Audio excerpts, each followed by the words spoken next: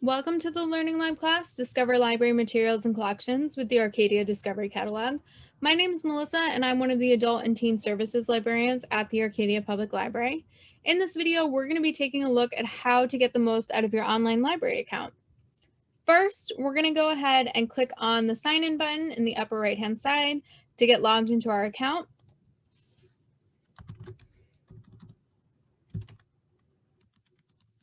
Again, your library card number is going to be your barcode on the back of your library card, which is all the letters, all the numbers, and your PIN is going to be the last 4 digits of the phone number we have on file for you. If you're on a personal device, you can click off Remember Me. I'm not, so I'm going to leave that blank, and I'm going to go ahead and click Sign In. And we know that I have signed in successfully because it'll bring me to my account summary, and it'll also change to my name and first initial of my last name in the upper right corner instead of saying sign in. We took a look at checked out titles and titles on hold in a previous video. So in this video, we're going to be taking a look at some additional account features that will be of use to you. So the first is reading history. So on the left-hand side navigation, you can click on the reading history. And what reading history is the system will keep track of the items that you have checked out and borrowed. You would want to read this disclaimer and understand what you're consenting to. But if you're okay with the system keeping track of what you have checked out, you can go ahead and click on Start Recording My Reading History. And so here it will start recording your reading history from whatever materials you currently have checked out moving forward. So I have this book checked out, and so it knows that that's part of my reading history, and so it started to record that. If in the future you want to delete individual items, you can click the delete button next to the title. You can also delete your entire reading history by clicking on this delete all button. And you can also change your mind and say, stop recording my reading history. That is also an option that's available to you. The other handy thing about reading history is that you can also export the list to Excel. So if you wanted to download the list, you have that option as well. There's also the ability to sort the list. So if you have a lot of things on this list, you can sort it by different metrics, title, author, when it was used, or by format. And you can also do a search. So if you only remember one word of the title or the author, you can search your history that way. So that is a nice additional feature that's available to you if you feel comfortable using it. So let's move on to the next area. If your library account has any fines or fees, you can pay them online under this fines and messages option. This account doesn't currently have any fines or fees, but if it did, this is the place where you would have additional options that would walk you through the process to pay online with a credit card. Please reach out to account services staff if you have any questions about this function. The next section is this materials request. And this is where you can create a suggestion for a purchase for the library collection. So you would start by clicking on Submit a New Materials Request. And you're going to want to fill out as much information in this form as you can to help the librarians find what you're looking for. So a title is required, and then you would fill out as much additional information as you can. You can suggest other item types besides books. You can do DVDs, music, all sorts of things, and then include any notes that you may have. And then once you have the form filled out as completely as you can, you'll go ahead and click the Submit Your Suggestion button on the bottom.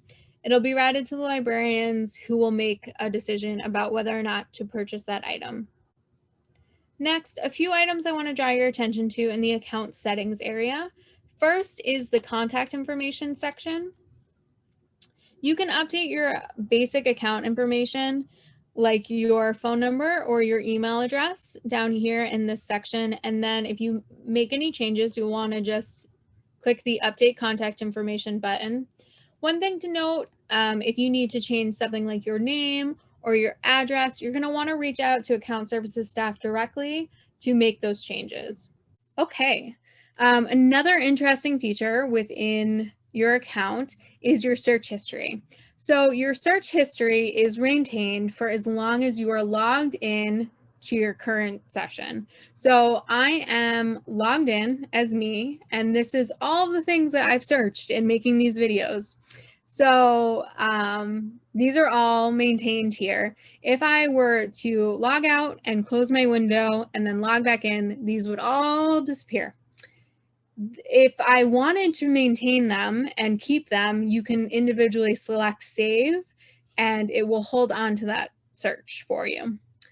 You can also, if you aren't logging out and logging back in, you can also delete all of your searches using this purge my unsaved searches button, and it will get rid of anything that you haven't saved. So I'm going to go ahead and say I want to, this is also a nice feature that you can use if you've built an effective advanced search and you want to hold on to it. You can save it. So I'm going to do this adult play away. I can see that this is my adult play away advanced search. I'm going to save this one, and it saves it up here to search history.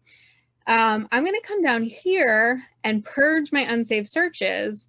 And now that one's the only one that is saved, and all the rest of them have disappeared. But like I mentioned, if you log out of your account and close the browser window, the searches also disappear, with the exception of the ones that you have manually saved. Those will stay. Finally, let's take a look at lists. On a quick note, if you use the old catalog, you can import those lists by clicking on Import from Old Catalog. It's an automated process, and it will alert you when it's finished.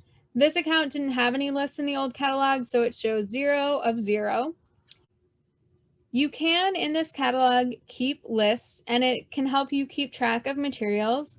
Lists can be public or private, depending on your preference, but they will default to private. And once you create a list, you can add an item by clicking that Add to List button in a results list or an individual item record. If you don't have a list created, you can create one on the fly, but you can also do that after you click the list button and create a new list. So let me show you what I mean. So there's a couple different ways to create a list. I'm logged into my account, and I can come down here and click create a new list. And that gives me the ability to enter a title, any description, and then toggle it to public if I want it to be public. And then you would go ahead and just create list. So I've already got 2 lists down here. So let me do a search and show you how you would add an item to a list. So I've done a search, and I can come down to particular items, and in a results list, there is the Add to List button. I can also click on an individual item, and I am in an individual item record. I also have the ability to add to list. So I'm going to go ahead and click that, and it's going to let me pick which list I have already created to add it to, or this is where I can create a new list on the fly if I so choose. So I'm going to go ahead and click on to read and save it to that list. I'm going to go ahead and hit close. And then up here under your name is how you can access your lists, or one of the places. So I'm going to go ahead and click lists, and it brings me to my lists. And I'm going to click on the to read, which is where I just added this item. It allows you to edit the list, email the list, you can print the list, you can generate citations if this is a group of things for a school project, and you can also delete the list. You also have the ability on the right-hand side to edit individual items from your list. If you want to edit, you can add an additional notes or descriptions, or you can simply delete it. So this is a handy way to keep track of things within your library account. You can also access your list by heading over to the left side navigation in my account and then clicking on individual lists. So in this video, we took a look at additional account features to help you make the most out of your online library account. This is the last video in the Learning Lab class, Discover Library Materials and Collections. Thanks so much for joining us to learn all about the Arcadia Discovery Catalog. Feel free to leave us a comment below or reach out to library staff if you have any additional questions or we can be of any further assistance.